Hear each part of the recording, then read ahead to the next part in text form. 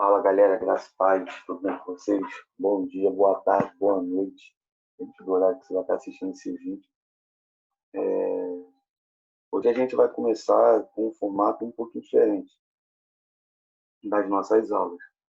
Nós vamos agora usar o canal do YouTube, né, para poder estar colocando as aulas, e a forma de interação ela vai ser através dos comentários do próprio vídeo e também através do nosso grupo do Telegram ou do nosso grupo do WhatsApp. Então, hoje nós vamos dar continuidade, né, ao nosso estudo. Nós já falamos nas aulas anteriores, né, na primeira aula sobre a infância de John Wesley. Eu lembro que eu falei também, antes de entrar na parte da infância de John Wesley, eu comentei sobre alguns episódios de avivamento, né, avivamento de Atos dos Apóstolos, avivamento da Reforma Protestante e o avivamento moraviano, né, que são coisas que estão inteiramente ligadas à vida de John Wesley. Então, depois a gente falou sobre a sua formação acadêmica, nós dedicamos, se me falar a memória, 2 ou 3 aulas sobre o Clube Santo, né? A aula da semana passada a gente encerrou essa parte do Clube Santo. E hoje nós vamos falar de um episódio muito importante na história de John Wesley, que também vai estar inteiramente ligado à questão da sua experiência da intersantificação. E nós vamos entender, no passar das aulas, o quanto que esse episódio da viagem para a Geórgia foi importante na vida de John Wesley. Então, eu vou colocar aqui o slide para a gente poder acompanhar.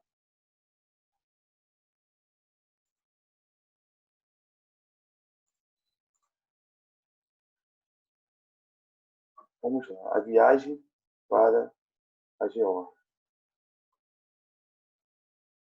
Em 21 de outubro de 1735, John Wesley e Charles Wesley eles embarcam para a Geórgia. Mas antes da gente entrar nessa questão do embarque deles para a Geórgia, tem alguns pontos que são interessantes da gente trabalhar.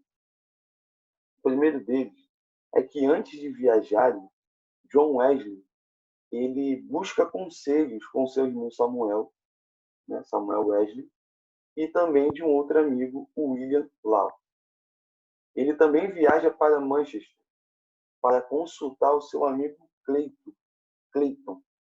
E depois desse encontro, ele vai até a sua mãe e pega conselhos com ela, né, Suzanne.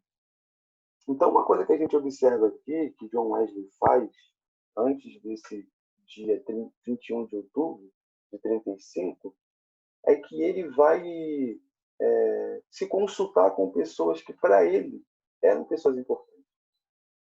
Então, nós vamos ver que John Wesley tem essa preocupação de chegar, de pedir sugestões de algumas pessoas, né, de colocar um projeto para algumas pessoas, com o intuito de ter segundas opiniões, né, dentro do projeto que ele queria colocar em prática. John Wesley estava vendo essa viagem como uma grande oportunidade da obra missionária. Ele já tinha entendido, através de um dos membros do Clube Santo, Morgan, que era necessário aquela ideia que o Clube Santo estava aprendendo na teoria ir para a prática. E John Wesley começa a nascer no seu coração esse anseio por missões, né?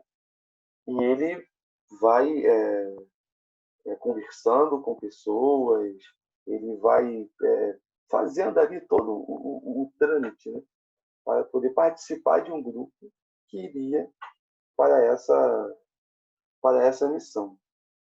Só que, ao contrário dele, o seu irmão Charles Wesley, ele não estava muito, vamos dizer assim, muito afim de ir. Entendeu? Tanto que ele vai conversar com o seu irmão Samuel, e o seu irmão ele vai e o incentiva a ele poder estar viajando junto. Tanto que a situação de Charles Wesley foi um pouco diferente, que ele, antes de viajar, dias antes, ele foi ordenado como secretário do governador, para poder estar indo viajar junto com aquela, podemos chamar assim, com aquela comitiva, né? Aquele grupo que iria atravessar o oceano e ir para o novo continente, para a Nova Inglaterra.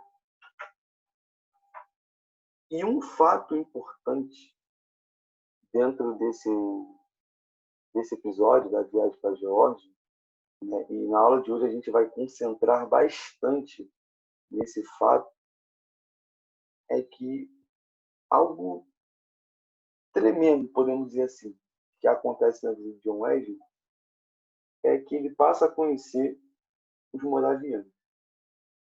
Os moravianos, né, como a gente falou na primeira aula, né, aqui vou trazer mais um pouco, né, para a gente poder recapitular aquilo que foi dito, é que os moravianos eles eram um grupo de cristãos chamado de Irmãos Unidos, oriundos da região da Morávia, daí o nome moraviano.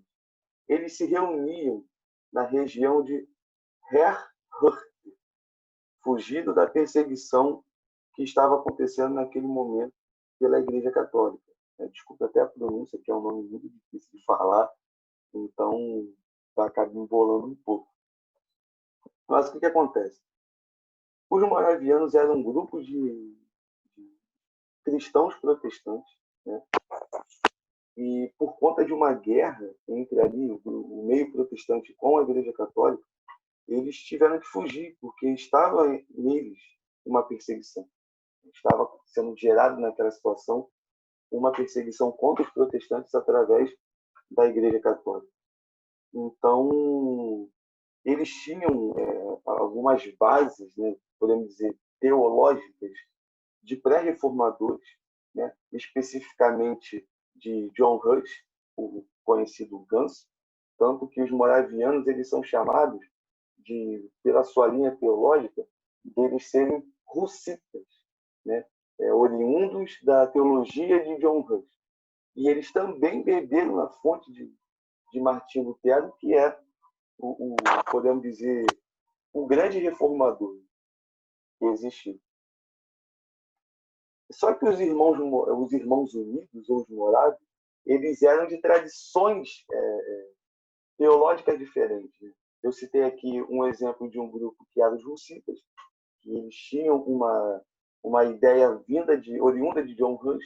Eles tinham os luteranos, né, oriundos de Martim Lutero. Eles tinham também um grupo de membros calvinistas. Então, assim, a gente vê o quanto que naquele grupo tinham situações diferentes. E um homem chamado Nicolaus von Zinzendorf, ou o Conde de Zinzendorf, mais conhecido também como o Apóstolo da Unidade, ele é o homem onde ele consegue organizar aquela comunidade de cristãos protestantes com convicções teológicas diferentes, e ele consegue organizar e fazer com que aquele grupo se unisse em um mesmo propósito. Tanto que o lema dos moravianos era conquistar para o cordeiro que foi morto a recompensa do seu sofrimento. Eles tinham como pilares 3 pontos: oração, honra às escrituras e missões. Então, esse grupo, através de Deus usando esse homem, o Conde de Zinzendorf, ele conseguiu unir aqueles grupos que eles eram diferentes nas questões teológicas para um bem comum, para um único objetivo, para um norte, para um alvo, né? E isso a gente pode pegar e deve pegar como exemplo de uma lição muito grande para nossas vidas, né? Para o meio que a gente vive. Nós vivemos num meio que, dentro do próprio protestantismo, ele é muito plural. Nós temos os pentecostais, nós temos os neopentecostais, ou como alguns gostam de chamar, pós-pentecostais.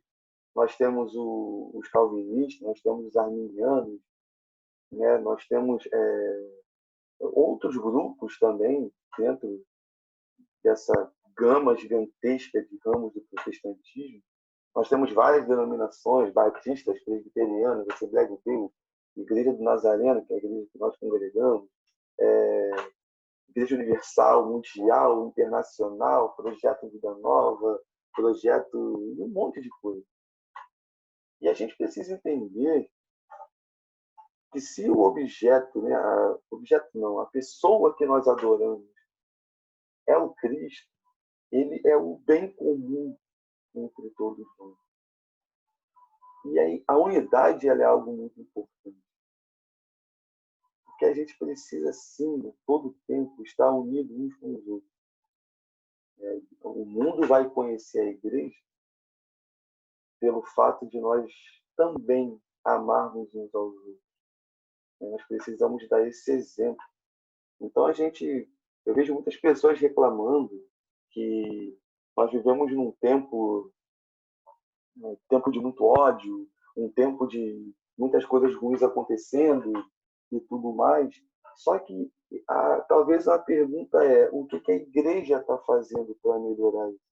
O que eu e você estamos fazendo para ajustar essa situação? O que eu e você estamos fazendo para poder melhorar essa questão, esse estado de caos que nós vivemos? Já não basta as guerras dando exemplo aqui, entre torcidas organizadas, já não basta as guerras entre posicionamentos políticos. Será que a gente, como igreja, a gente também, será que a gente vai estar agregando alguma coisa com essas guerras de bandeiras de denominações? Eu acho que é um pouco complicado. Eu acho que essa guerra fica um pouco traz um desserviço, na verdade, para a pregação do Evangelho. É claro que aqui eu estou falando de uma questão de orgulho denominacional, entendeu? Mas a gente também precisa entender que a tal guerra, né, contra os erros, contra as heresias, são algo diferente. São uma coisa que é necessária, que é extremamente necessária para a pregação da verdade, para a pregação da palavra de Deus. Então a gente também não pode botar e achar que é a mesma coisa. Entendeu, galera? Então, são coisas diferentes. E Conde de Zinzendorf, né, como a gente está falando sobre os moráveis, ele consegue unir essas pessoas. Consegue, né, eu acredito, pela força do Espírito Santo, através do seu conhecimento, do seu convencimento, melhor dizendo, eles conseguem estar juntos e unidos em torno de um bem comum, unidos em torno de um objetivo, unidos em torno de algo específico, que era o quê? Oração, honra às Escrituras e missões. Era um povo que orava, mas era também um povo que honrava as Escrituras. Eles tinham amor pela palavra de Deus. E também as missões.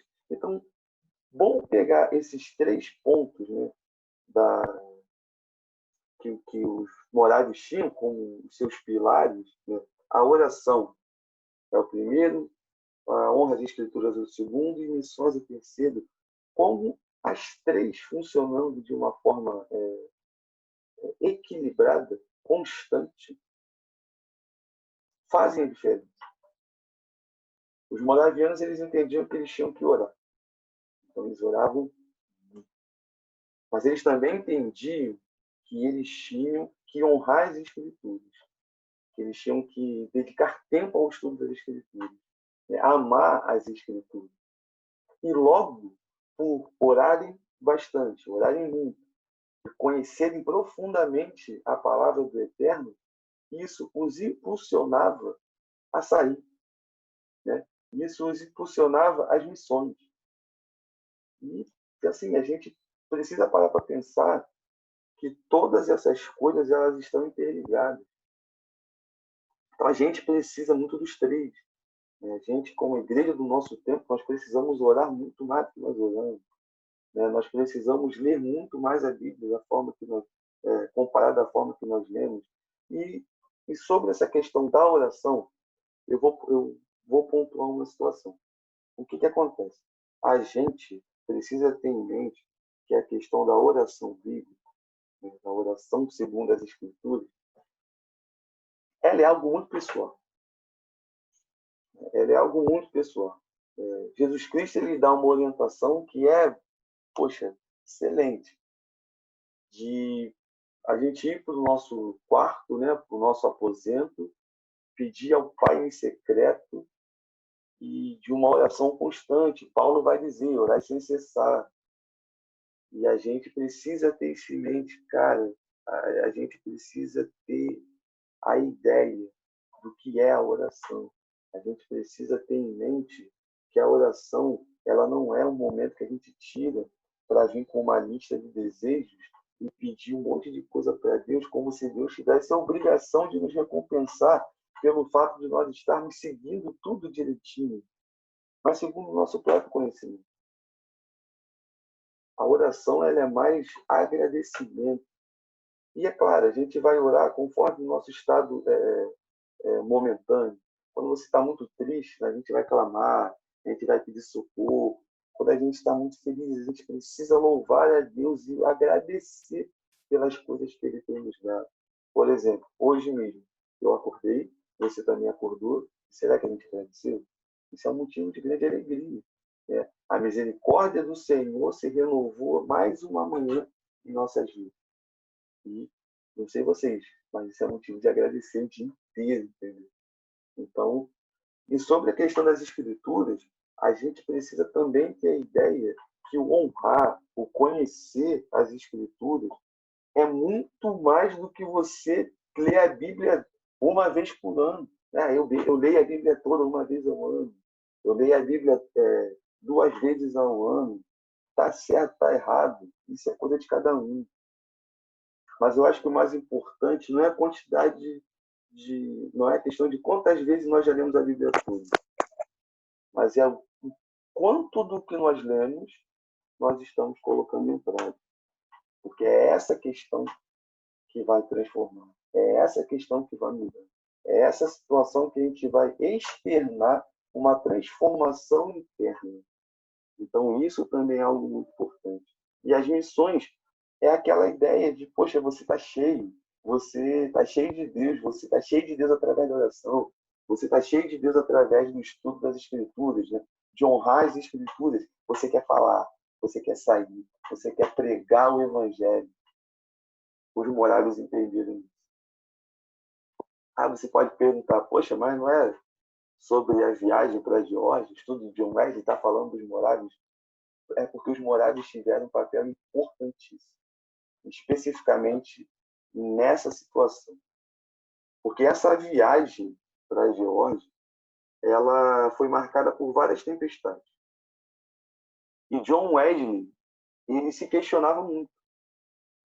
Ele se questionava com perguntas tipo, como tu tens fé?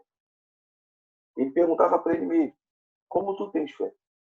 E ele se via naquela situação, o barco apanhando do mar, as ondas batendo, e ele ali, junto com as pessoas do seu país, os ingleses, e os ingleses cheios de medo de morrer, um desespero só, imagina o desespero no barco. Só que tinha um grupo que estava cultuando ao Senhor dentro daquele barco, de homens, mulheres e crianças, que em meia tempestade eles estavam adorando e louvando o Senhor. E John Wesley conseguia observar na vida e nas atitudes daquelas pessoas que eles não tinham medo da morte. Que eles não tinham medo da morte. E isso chamou muita atenção de John Wesley. Porque John Wesley estava com medo de morrer. E eu me recordo que no para a memória, dia 31 de agosto, agora desse ano, eu sofri um assalto, né? Ainda trabalho como motorista de aplicativo. E teve um assalto, eu fiquei muito nervoso, eu fiquei bastante agitado durante um bom tempo, com medo de trabalhar. Até hoje eu não consegui voltar com aquela mesma pegada que eu estava antes do assalto, né? Parece que ficou um certo trauma. E uma das coisas que eu me recordo naquele dia é que eu fiquei com muito medo de morrer. Porque as pessoas que estavam no carro me assaltando falavam toda hora: eu vou te matar, vou dar um tiro na tua cabeça. Né? Teve um que cismou que eu era policial e ficou aquele terror, né? Para quem já passou por essa experiência horrível, sabe na prática que o terror psicológico é muito complicado, é um absurdo o terror que eles colocam, o medo ali de, sei lá, um movimento em falso que traga uma ameaça para eles, né? Eles podem reagir atirando e tal, você perde a sua vida. E só me passava a minha família, meus amigos, meu namorado, um monte de coisa na cabeça, um monte de projeto que ainda tinha que colocar em prática, né? Querendo, pedindo uma segunda chance a Deus naquela situação. E o medo de morrer naquela situação foi muito presente. Foi muito presente.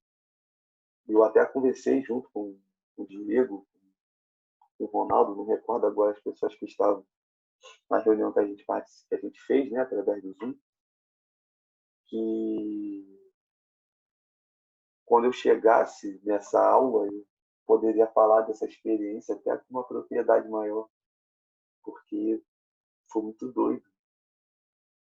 E assim, eu já tinha lido, já tinha estudado, né, para poder montar a aula para hoje, para esse estudo.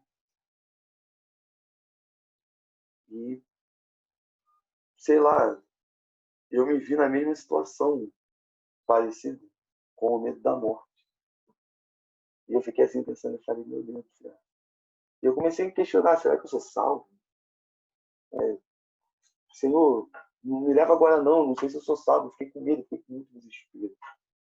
E John Wesley fica dessa forma, tá? Nesse episódio, nas tempestades. Só que ele olha, né? Ele admira a atitude dos moravianos enfrentando a tempestade. E enquanto o barco apanhava, os morávios cantavam calmamente. Mulheres e crianças não estavam com medo de morrer. Essa atitude chamou bastante a atenção de John Wesley. Enquanto isso, os passageiros ingleses estavam morrendo de medo. E aquele episódio marcou a vida daquele homem. E no dia 6 de fevereiro de 1736, Wesley chega ao solo norte-americano.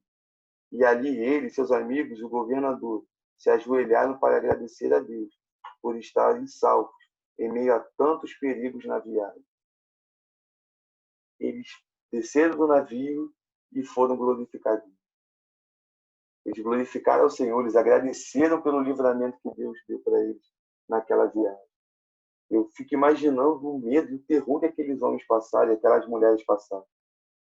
Só que essa viagem, no meio dessa situação, John Wesley também conhece um homem, que é esse senhor bonitinho aí que está na foto, que é o senhor Spangenberg. Ele era um ministro morável. John Wesley ele chega muito perto daquele homem. Ele fica perguntando muitas coisas. Por exemplo, por que vocês conseguem ficar calmos em meio à situação que aconteceu? Como é que vocês conseguem louvar o Senhor calmamente em meio a uma tempestade? E John pede conselhos para esse homem sobre o ministério. E o Spangenberg faz algumas perguntas para Wesley. E aqui eu listei 4 perguntas que ele fez. E a primeira é a seguinte: o Espírito de Deus testemunha seu Espírito que você é filho de Deus? E Wesley responde. E Wesley não soube responder, melhor dizendo. Segunda pergunta: você conhece Jesus Cristo? Wesley respondeu: eu o conheço. Ele é o Salvador do mundo. Mas você sabe que ele o salvou? Eu espero que ele tenha morrido para me salvar. E Spangenberg faz uma pergunta que, quando eu li essa pergunta, eu me fiz essa pergunta para eu poder me confrontar. Spangenberg pergunta para John Wesley o seguinte: você conhece a si mesmo? E John Wesley responde: conheço, mas temo que tenha sido palavras em vão. John Wesley estava ainda em crise de identidade, vamos dizer assim. Esse homem, muito usado por Deus, ele pega e faz essas perguntas para John Wesley, e faz com que John Wesley pense bastante sobre essa situação. E por conta dessa aproximação, John Wesley cria bastante afeição a Spangenberg e o dedica parte do seu tempo para saber mais sobre a Igreja Morável. E ele tinha essa ideia, ele queria saber quem eram os moráveis, ele queria saber as práticas dos moráveis, ele queria saber como que aqueles homens, aquelas mulheres conseguiam ficar naquele estado de paz em meio a situações conturbadas, como foi a viagem para a Geórgia com a tempestade e vários incidentes dentro daquele navio. Ele tinha essa curiosidade, ele queria saber mais do quanto aqueles homens tinham uma firmeza em Deus. E essa parte da viagem para a Geórgia, né, na próxima aula, a gente vai dar prosseguimento a outros fatos que aconteceram nessa viagem, mas esse fato específico de quando Wesley conhece os moravianos, especificamente Spangenberg, que foi um homem que Wesley colou do lado dele. E até na volta para a Inglaterra, ele também continuou colado com aquele homem, e logo após a gente vai também estudar sobre o tal dia da experiência do coração aquecido. Essa construção na vida de John Wesley foi muito importante para esse dia específico. Então a gente, mais uma vez, para e preste atenção que tudo aquilo que acontece na nossa vida não é nada obra do acaso. Todas as nossas experiências estão ligadas. Todas as nossas experiências estão ali ligadas umas às outras. E nós vamos ver na vida de John Wesley que isso é muito verdade. E a gente precisa pegar essa verdade e aplicar na nossa vida também. Amém? Então, por hoje é só. Né? Nossa aula, por não ter interação de vocês aqui pelo Zoom, ela vai ser um pouco mais curta. Né? Então, eu peço a compreensão de vocês quanto ao motivo de não poder ter as aulas ali igual estava tendo, né, no método antigo, mas é porque chegou essa situação e é extremamente necessário. Então, eu já agradeço desde já a compreensão de todos vocês. Então, vou estar colocando o link no grupo do Telegram e divulga para a galera, compartilha o vídeo com o máximo de pessoas possível. E eu acredito que Deus ele vai sim estar abençoando a vida de todos nós, porque eu creio que ele tem muita coisa para falar com a gente através desse estudo. Valeu, galera. Então, uma boa noite, um bom dia, uma boa tarde. Fiquem na paz e vamos com tudo.